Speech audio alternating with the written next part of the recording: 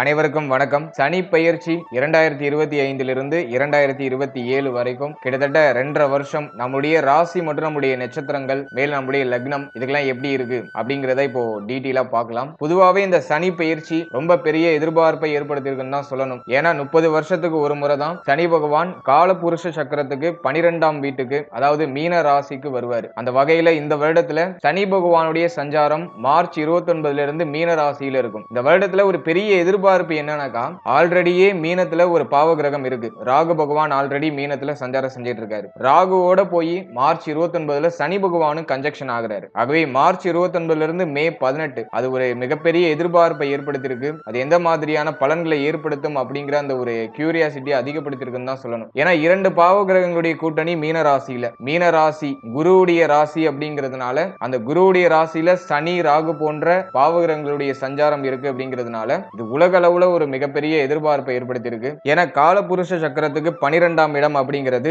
அயன சயன போகஸ்தானம் சொல்லுவோம். இந்த இடங்கள்ல பாவ கிரகங்கள் இருக்கும்போது அது ஒரு அமைதியற்ற சூழலை ஏற்படுத்துறதுக்கு வாய்ப்புகள் அதிகம். அயன சயன போகஸ்தானம் அப்படிங்கிறது நல்லா சாப்பிடுறது, நல்லா தூங்குறது, பிடிச்ச விஷயங்களை பிடிச்ச மாதிரி செய்யறது, மேலும் அந்த அமைதி, ஒரு பற்றற்ற நிலை, இது எல்லாமே இந்த 12ஆம் இடத்திற்கு உரிய ஒரு காரகத்துவமா இருக்கு. இந்த இடத்துல பாவ கிரகங்கள் இருக்கும்போது இப்ப சொன்ன விஷயங்கள் எல்லாத்திலையும் மாற்றங்கள் ஏற்படுத்துவாரு. அது ஒரு மாதிரி குழப்பங்களை பண்றதுக்கு வாய்ப்புகள் அதிகமா இருக்கு. அதுலயும் மார்ச் 29 இருந்து மே 18 உலகளாவிய அளவுல ஒரு சில மாற்றங்கள், ஒரு சில பாதிப்புகள் ஏற்படுறதுக்கு வாய்ப்புகள் அதிகம். சாஸ்திரப்படி இது ஒரு முக்கியமான இன்டிமேட்டா இருக்கு. இப்போ இந்த 2025 to 2027 நம்முடைய ராசி மற்றும் நம்முடைய நட்சத்திரம், நம்முடைய லக்னம் இது மூணுக்கும் இந்த சனி பெயர்ச்சி எப்படி இருக்கு அப்படிங்கறத இப்போ கொஞ்சம் டீடைலா பார்க்கலாம். வீடியோவை ஸ்டார்ட் பண்றதுக்கு முன்னாடி நீங்க நம்ம சேனலை சப்ஸ்கிரைப் பண்ணாம இருந்தீங்கன்னா மறக்காம சப்ஸ்கிரைப் பண்ணிக்கோங்க. அப்படியே பக்கத்துல இருக்க பெல் சிம்பலை கிளிக் பண்ணிக்கோங்க. அப்பதான் நாங்க போற இது போல பயனுள்ள பதிவுகள் உங்களுக்கு உடனுக்குடனே நோட்டிபிகேஷனாக கிடைக்கும். இப்போது இந்த சனி பெயர்ச்சி ரிஷப ராசிக்காரர்களுக்கு எப்படி இருக்கு அப்படின்னு பார்த்தோம்னா சனி பகவான் நம்முடைய ராசிக்கு 10ஆம் இடத்துல இருந்து 11ஆம் இடத்துக்கு டிரான்சிட் ஆக போறாரு. ஜீவனத்திலிருந்து லாப சனியா மாற போறாரு. சோ இந்த லாப சனி ஒரு பெரிய அளவில் ஒரு ஃபேவரான விஷயங்களை நமக்கு பண்ணும். 30 வருஷத்துக்கு ஒரு வாட்டி தான் லாப சனி ஆக்டிவேட் ஆகும். எனவே இந்த 2025ல மார்ச் 29 நிகழ இருக்கிற இந்த சனி பெயர்ச்சி நமக்கு லாப சனியா மாற போகுது. அது ரிஷபத்துக்கு ஒரு பெரிய அட்வான்டேஜ். இந்த சனி பெயர்ச்சி நமக்கு நல்ல ஒரு ஃபர்ஸ்ட் கிளாஸா இருக்கு. பலவிதமான மாற்றங்கள், வாழ்க்கையில நமக்கு தேவையான முக்கியமான மாற்றங்கள் அது எல்லாமே இந்த சனி பெயர்ச்சிக்கு பிறகு நம்ம எதிர்பார்க்கலாம். பொதுவா சனிக்கு 3 இடம் மட்டும் ஃபேவரா சொல்லப்பட்டிருக்கு. 3, 6, 11 இந்த இடங்கள்ல சனி பகவான் சஞ்சாரம் செய்யும் பொழுது அதீதமான நல்ல பலன்களை கொடுப்பாரு அப்படின்னு ஒரு கான்செப்ட் சொல்லப்பட்டிருக்கு. அதன்படி இயற்கை பாவரான சனி பகவான் லாபத்துல சஞ்சாரம் செய்யறது நமக்கு பெரிய ஆதாயம், பெரிய அதிர்ஷ்டம் அப்படின்னு நம்ம எடுத்துக்கலாம். அதே போல சனி பகவான் நம்மளுடைய ராசிக்கு 9ஆம் அதிபதி, ஜீவனாதிபதி, இப்படி ஒரு பாசிட்டிவான ரோலை பிளே பண்ணும். பாக்கியாதிபதி, ஜீவனாதிபதி லாபத்துல இருக்கிறது ரொம்ப சிறப்பு. லாபத்துல சஞ்சாரம் செய்யறது அது ஒரு விதமான நல்ல யோகத்தை ஏற்படுத்தும். ஆகவே சனி பெயர்ச்சி நமக்கு ஃபர்ஸ்ட் கிளாஸா இருக்கு. இருப்பினும் சனி பகவான் ஒரு இயற்கை பாவர். அவர் எந்த இடங்களை பார்க்கிறாரோ அந்த இடம் கொஞ்சம் டவுன் ஆகும். அந்த இடத்தை கொஞ்சம் மைனஸ் பண்ணுவாரு. ஆகவே இந்த சனி பெயர்ச்சியில நிறைய நல்ல மாற்றங்கள், நல்ல வளர்ச்சிகள் இருந்தாலும் சில விஷயங்கள்ல நம்ம கொஞ்சம் கண்ணும் கருத்துமா கொஞ்சம் கவனம் செலுத்தி பொறுமையோடு செயல்பட வேண்டியது அவசியமானதாக இருக்கு. ஆகவே சனி பகவான் இந்த சனி பெயர்ச்சிக்கு பிறகு தன்னுடைய 3ஆம் பார்வையால நம்முடைய ஜென்மத்தை பார்ப்பாரு. நம்முடைய ராசியை சனி பகவான் பார்ப்பாரு. மேலும் சமசப்தம பார்வையால 5ஆம் இடத்தை பார்ப்பாரு. அடுத்தது தன்னுடைய 10ஆம் பார்வையால அஷ்டமஸ்தானத்தை பார்ப்பாரு. சனி பகவான் பார்க்கக்கூடிய இடங்களும் மிக முக்கியமான இடங்கள். அந்த இடங்கள்ல நம்ம கொஞ்சம் கவனம் செலுத்தணும். ஏன்னா குரு பார்வைக்கு தான் சாஸ்திரங்கள்ல சிறப்பான பலன்கள் சொல்லப்பட்டிருக்கு. சனி பார்வைக்கு அந்த அளவுக்கு சிறப்பான பலன்கள் சொல்லப்படல. ஆகவே சனி எந்த இடத்தை பார்க்கிறாரோ அந்த இடம் சார்ந்த அந்த காரகத்துவங்களை நம்ம கொஞ்சம் விழிப்புணர்வோட இருக்கணும். இப்போ இந்த சனி பெயர்ச்சியில எதெல்லாம் நமக்கு பாசிட்டிவா இருக்கு அதை ஃபர்ஸ்ட் பார்க்கலாம். முதலாவதா சனி லாபத்துல. லாப சனி நம்முடைய தொழில், உத்தியோகம், நம்முடைய கெரியர் இது சம்பந்தமான விஷயங்கள்ல ஒரு மேசிவான growth கொடுத்துரும். நல்ல வளர்ச்சியை கொடுத்துரும். தொழில் உத்தியோகம் சார்ந்த வகையில இருந்த தடுமாற்றங்கள்லாம் இந்த காலகட்டத்தில் விலகிடும். தொழில் உத்தியோகத்துல நல்ல வளர்ச்சி நிச்சயமா இருக்கும். அதுலயும் ஜீவனாதிபதி லாபத்துல போய் இருக்கிறதுனால பொருளாதார வரவும் ரொம்ப சிறப்பா இருக்கும். தொழில் பண்ணாலும் சரி, உத்தியோகம் பார்த்தாலும் சரி, நல்ல பொருளாதார வரவு இருக்கும். நிறைய பேருக்கு சம்பள உயர்வு, பதவி உயர்வு, தொழில் மாற்றம், உத்தியோக மாற்றம், நிறைய பேருக்கு இடமாற்றம் தொழில் ரீதியா ஏற்படும். ஆகவே பொருளாதாரம் சம்பாதிக்கிறதுக்கான ஒரு காலகட்டம் இது. அதே போல இந்த காலகட்டத்தில் உத்தியோகம் இல்லாதவர்களுக்கு நிச்சயமா உத்தியோக வாய்ப்பு கிடைச்சிடும். தொழில் இல்லாதவங்களுக்கு ஒரு தொழில் அமைப்பு அதுவுமே இந்த காலகட்டத்தில் பாசிபிள் தான். ரொம்ப நாளா யோசிச்சுட்டே இருந்திருப்பீங்க ஒரு தொழில் ஸ்டார்ட் பண்ணலான்னு. அது ஏதோ ஒரு காரணத்தினால தடைப்பட்டு போயிருக்கும். அந்த தொழிலை ஸ்டார்ட் பண்றதுக்கு ஒரு கரெக்டான டைம் பீரியட். ஆகவே தொழில், உத்தியோகம் நல்ல வளர்ச்சி, ஒரு ஃபர்ஸ்ட் கிளாஸான பலன்கள் தொழில் உத்தியோக ரீதியா நிச்சயமா கிடைக்கும். ரொம்ப நாளா ஏதாச்சும் ஒரு உத்தியோகத்துக்கு ட்ரை பண்ணிட்டு இருக்கீங்க, வாட் எவர் அது எது வேணாலும் இருக்கட்டும், அந்த உத்தியோக வாய்ப்பு உங்களுக்கு மனசுக்கு பிடிச்ச அந்த உத்தியோக வாய்ப்பு நிச்சயமா அந்த டைம் பீரியட்ல கிடைக்கும். அது வந்து நமக்கு இந்த சனி பயிற்சியில இருக்கிற ஒரு பெரிய பாசிட்டிவான விஷயம். நிறைய பேர் ஆல்ரெடி பார்த்துட்டு இருக்க ஒரு உத்தியோகத்தையோ தொழிலையோ விட்டுட்டு வேற ஏதாச்சும் புதுசா ட்ரை பண்ணுவாங்க. ஆனா அது பாசிட்டிவான ரிசல்ட் கொடுக்கும். புதிய முயற்சிகளுக்கு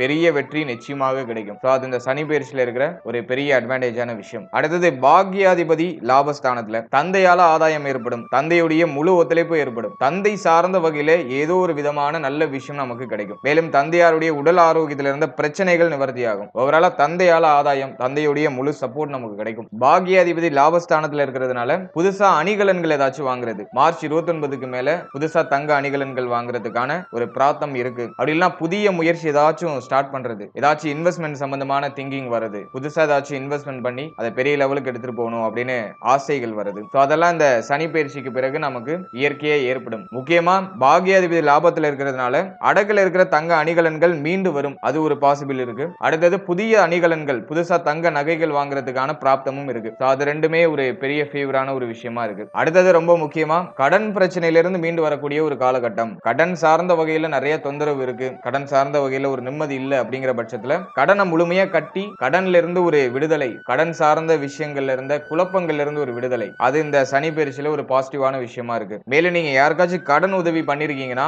கொடுத்த கடன் மீண்டும் உங்க கைக்கு வரும். வெளில ஏதாச்சும் பணம் லாக்ல இருந்தாக்கா அந்த பணம் இப்போ உங்க கைக்கு கிடைக்க ஆரம்பிக்கும். ஆகவே வெளியில கொடுத்த பணம்லாம் இப்போ உங்க கைக்கு ரிட்டர்ன் ஆகும். அது வந்துட்டு நமக்கு இருக்கிற ஒரு பெரிய அட்வான்டேஜான விஷயம். ஓவராலா பொருளாதாரம், நம்முடைய தொழில், உத்தியோகம், வாழ்க்கையில ஒரு முக்கியமான மாற்றம், முக்கியமான வளர்ச்சி இதெல்லாம் எதிர்பார்த்துட்டு இருக்கீங்கன்னா அதுக்கு இந்த சனி பயிற்சி உங்களுக்கு நல்லா சப்போர்ட் பண்ணும். அடுத்த 2.5 வருஷம் இந்த லாப சனி நிச்சயமா உங்களுடைய வாழ்க்கைக்கு தேவையான முக்கியமான மாற்றங்கள்லாம் செய்யும். நீங்க விரும்பிய விஷயம் அப்படியே ஒன் பை ஒன்னா உங்களுக்கு கிடைக்க ஆரம்பிக்கும். அது இந்த லாப சனியில ஒரு பெரிய பாசிட்டிவான விஷயம். மேலும் மே மாதத்துக்கு மேல நிறைய பேருக்கு இந்த வீடு கட்டுற ஒரு பிராப்தம் இருக்கு. புதுசா வீடு வாங்குறது, இடம் வாங்குறது, புதுசா ஏதாச்சும் இன்வெஸ்ட்மெண்ட், ஏதோ ஒரு வகையான சுப விரய செலவுகள், சுப விரய இன்வெஸ்ட்மெண்ட் ஏதாச்சும் ஒன்று பண்றது, வண்டி வாகனங்களை மாத்துறது, இப்படி A to Z எல்லாமே நமக்கு ரொம்ப ஃபேவரா இருக்கு. அதுக்கான ஒரு பிராப்தமும் இந்த சனி பயிற்சிக்கு பிறகு நமக்கு கிரியேட் ஆகுது. அடுத்தது நம்ம எதுல எல்லாம் கவனமா இருக்கணும், எதெல்லாம் கொஞ்சம் மைனஸா இருக்கு. சனி லாபஸ்தானத்துல சஞ்சாரம் செய்றாரு. ஆகவே இந்த மூத்த சகோதரத்துவம் சார்ந்த வகையில கொஞ்சம் கவனம் தேவை. மூத்த சகோதரத்துவம் சார்ந்த அனைத்து விஷயத்திலையும் கொஞ்சம் கவனம், நிதானம் அப்படிங்கிறது நிச்சயமா இருக்கணும். அடுத்தது சனியுடைய பார்வை ஜென்மத்துல, இது வந்துட்டு இந்த குழப்பத்தை ஐடென்டிஃபை பண்ணுது. ஒரு விஷயத்தை செய்யலாமா வேண்டாமா அப்படிங்கிற மாதிரி கொஞ்சம் கன்ஃபியூஸ் பண்ணும். ஆளாளுக்கு ஒண்ணு சொல்லுவாங்க, எதை நம்ம செயல்படுத்துறது அப்படிங்கிற ஒரு புரிதல் இருக்காது. ஆகவே ஜென்மத்துல சனி பார்வை பதியும் போது நீங்க ஒரு முடிவு எடுக்கிறீங்கன்னா அதுல ரொம்ப கிளியரா இருக்கணும், கவனமா இருக்கணும். அவசரப்பட்டு ஒரு விஷயத்தை செஞ்சுட்டு பிறகு வருத்தப்படக்கூடாது. இந்த நேரத்துல நம்மளுக்கு தோன்றதெல்லாம் பார்த்தோம்னாக்கா ஏதாச்சும் ஒண்ணு பண்ணிட்டே இருக்கணும் அப்படின்னு தோணிட்டே இருக்கும். ஆனா அதுல இறங்குறதுல கொஞ்சம் குழப்பம் ஆகும், கொஞ்சம் கன்ஃபியூஷன் ஆகும். பண்ணலாமா வேண்டாமா, கரெக்டா இருக்குமா அப்படிங்கிற மாதிரி நிறைய கன்ஃபியூஷன் ஆகும். ஆகவே எடுக்கிற முடிவுல ரொம்ப கிளியரா இருக்கணும். நிறைய விஷயங்களை ஒரே நேரத்துல போட்டு ரொம்ப குழப்பிக்க கூடாது. ஒரு விஷயத்துல போக்கஸ் பண்ணுங்க, அந்த விஷயம் நிச்சயமா உங்களுக்கு வெற்றியை பெற்றுக் கொடுக்கும். ஆகவே சிந்தனை தெளிவு இந்த வருடத்துல நிச்சயமா இருக்கணும். உங்களுக்கு ரொம்ப கன்ஃபியூஷனா இருக்குனாக்கா நீ எது சார்ந்து யோசிக்கிறீங்களோ அந்த துறை சம்பந்தப்பட்டவர்கள்ட்ட, அந்த வல்லுநர்கள்ட்ட நீங்க ஒரு அட்வைஸ் வாங்கிட்டு உங்களுடைய விஷயங்களை நீங்க செயல்படுத்துறது நல்லது. அதுல நம்ம கொஞ்சம் கவனமா இருக்கணும். அடுத்தது சனியுடைய பார்வை 5ஆம் இடத்துல, இது இந்த குழந்தை பாக்கியம், பிள்ளைகள் சார்ந்த விஷயம், பூர்வீக சொத்து, பூர்வீகம் சம்பந்தமான விஷயம், குலதெய்வம் சார்ந்த விஷயம், டீனேஜ்ல இருக்கீங்கன்னா அந்த காதல் உறவு சம்பந்தப்பட்ட விஷயம், இதுல எல்லாம் நாம கொஞ்சம் கவனமா இருக்கணும். ஏன்னா இதுல ஏதாச்சும் ஒரு விதமான குழப்பங்களோ வருத்தங்களோ வந்துட்டு போகலாம். சனி பார்வை 5ஆம் இடத்துல பதிஞ்சதுன்னா அந்த குலதெய்வத்தை வழிபட முடியாத ஒரு சூழ்நிலை ஏதாச்சும் ஏற்படலாம். குலதெய்வ கோயிலுக்கே போக முடியாத ஒரு தடை தாமதம் இதெல்லாம் இயற்கையை ஏற்படுறது வாய்ப்பு இருக்கு. அதே போல பிள்ளைகள் சம்பந்தப்பட்ட எல்லா விஷயத்திலும் ரொம்ப கவனமா இருக்கணும். பிள்ளைகளால ஏதாச்சும் ஒரு சில மன வருத்தங்கள் வந்துட்டு போகலாம். மேலும் இந்த குழந்தை பாக்கியம் சார்ந்த வகையில ஒரு சில தடை தாமதங்கள் இருக்கலாம். இருப்பினும் மே மாதத்துக்கு மேல நல்ல செய்திகள்லாம் நமக்கு கிடைக்கும், சூழ்நிலைகள்லாம் நமக்கு ஃபேவரா தான் இருக்கும். அது இடைப்பட்ட காலகட்டங்கள்ல நம்ம கொஞ்சம் கவனமா இருக்கணும். அதே போல இந்த சனி பயிற்சியை பொறுத்த வரைக்கும் நிறைய வக்ர காலங்கள்லாம் இருக்கு. இந்த வக்ர காலங்கள்ல எல்லாம் சனி பார்க்கிற இடத்தை வீக் பண்ண மாட்டாரு, அமர்ந்திருக்கிற இடத்தை மட்டும் கொஞ்சம் வீக் பண்ணுவாரு. வக்ர காலம் அப்படி டோட்டலா இன்டர்சேஞ்ச் ஆகும். இந்த 2025 பொறுத்தளவுல ஜூலை 12ல இருந்து நவம்பர் 27 வரைக்கும் சனி வக்ரத்துல இருப்பாரு. சோ அந்த டைம் பீரியட் பார்த்தோம்னாக்கா ஒரு தெளிவான முடிவு எடுக்கிறது, ஒரு தெளிவான விஷயத்தை செயல்படுத்துறது, அதே போல குழந்தை பாக்கியம், பிள்ளைகள் சார்ந்த விஷயம், பூர்வீகம், A to Z இருந்த அந்த குழப்பங்கள் எல்லாமே நிவர்த்தி ஆகிறது. இதெல்லாம் நமக்கு அப்படியே கொஞ்சம் டோட்டலா இன்டர்சேஞ்ச் ஆகும். ஆனா அந்த ஜூலை மாதம் வரைக்கும் சொன்ன விஷயங்கள்ல கொஞ்சம் கவனம் செலுத்தி செயல்படுறது நல்லது. அடுத்தது அஷ்டமத்துல சனி பார்வை. அஷ்டமத்துல சனி பார்வை இருக்கும்போது ஹெல்த் வைஸா ஏதாச்சும் குழப்பங்களை கொடுக்க வாய்ப்பு இருக்கு. ரொம்ப அதிகமா ஒர்க் பண்றது, இந்த ஒர்க் பிரஷர் கொஞ்சம் அதிகமா இருக்கிறது, பொருளாதாரம் சம்பாதிக்கிறதுலயே நோக்கமா இருந்து ஹெல்த் அப்படியே வீக் பண்ணிப்பாங்க.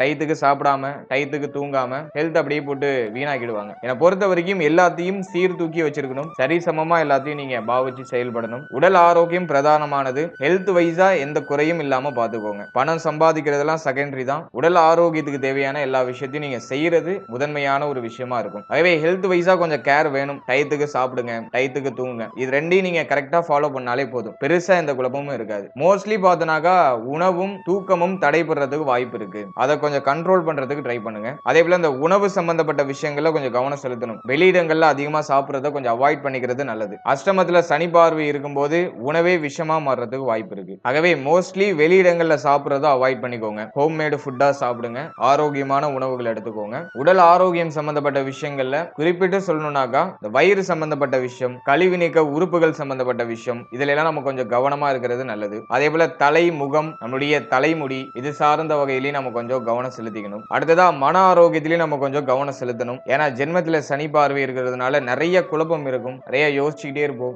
எதை எப்படி பண்ணலாம் அப்படின்னு ரொம்ப திங்க் பண்ணிக்கிட்டே இருப்போம்.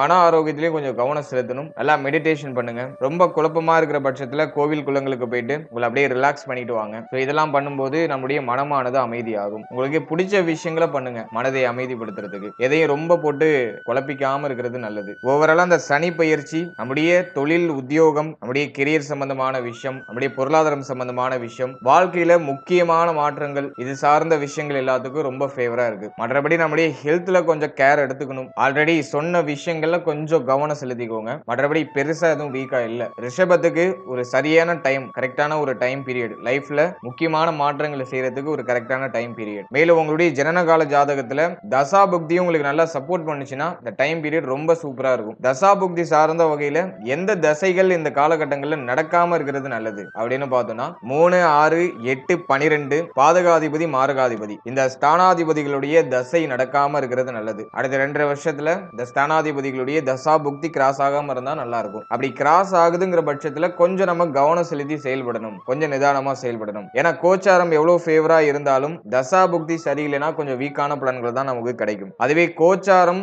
எவ்வளவு வீக்கா இருந்தாலும் தசா புக்தி ஃபேவரா இருந்துச்சுன்னா நமக்கு நிறைய பாசிட்டிவான விஷயங்கள் தான் கிடைக்கும். கோச்சாரமும் தசா புக்தியும் ஃபேவரா இருந்துச்சுன்னா அது இன்னும் அல்டிமேட்டா இருக்கும். எந்த விஷயத்திலையும் தடையும் தாமதமும் இல்லாம டக்கு டக்குன்னு நமக்கு growth இருந்துகிட்டே இருக்கும். அவே தசா புக்திக்கு அடிப்படையில தான் நமக்கு ஒரு விஷயம் கிடைக்குமா கிடைக்காதா அப்படிங்கிறது நிர்ணயிக்கப்படுது. அவே உங்களுடைய ஜனனகால ஜாதகத்துல என்ன தசா என்ன புத்தி நடக்குது, அது உங்களுக்கு ஃபேவரா அன்ஃபேவரா அப்படிங்கறத உங்களுடைய குடும்ப ஜோதிடத்துல ஒரு வாட்டி கிளாரிஃபை பண்ணிட்டு உடைய முக்கியமான மாற்றங்கள், முக்கியமான முடிவுகளை நீங்க செயல்படுத்துறது சிறப்பு. மற்றபடி கோச்சார ரீதியா ரொம்ப ஃபேவரான ஒரு டைம் பீரியட் தான் ரிஷபத்துக்கு. அதுல எந்த விதமான மாற்று கருத்தும் இல்ல. மேலே இந்த காலகட்டத்துல சனி பகவானுடைய அந்த பாதிப்புகள் கொஞ்சம் குறையறதுக்கு, இந்த மைனஸான விஷயம் பாசிட்டிவா கன்வெர்ட் ஆகிறதுக்கு முடிஞ்ச வரைக்கும் உணவு தானம் பண்ணுங்க. முடியாதவர்களுக்கு ஏதாச்சும் உதவி பண்ணுங்க. ஏழை எளியோர்களுக்கு உதவி பண்ணுங்க. முடிஞ்ச வரைக்கும் உணவு தானம் அது சிறந்தது. பசியோட வாடி இருக்கிறவங்களுக்கு ஒருவேளை உணவு உங்களால எந்த அளவுக்கு முடியுமோ அந்த அளவுக்கு, பெருசா பண்ணணும்னு எந்த ஒரு அவசியமும் இல்ல. சின்னதா ஒரு உதவி பண்ணா போதும். அது நிச்சயமா வரக்கூடிய அந்த பாதகமான பலன்களை நமக்கு சாதகமா மாத்திவிடும்.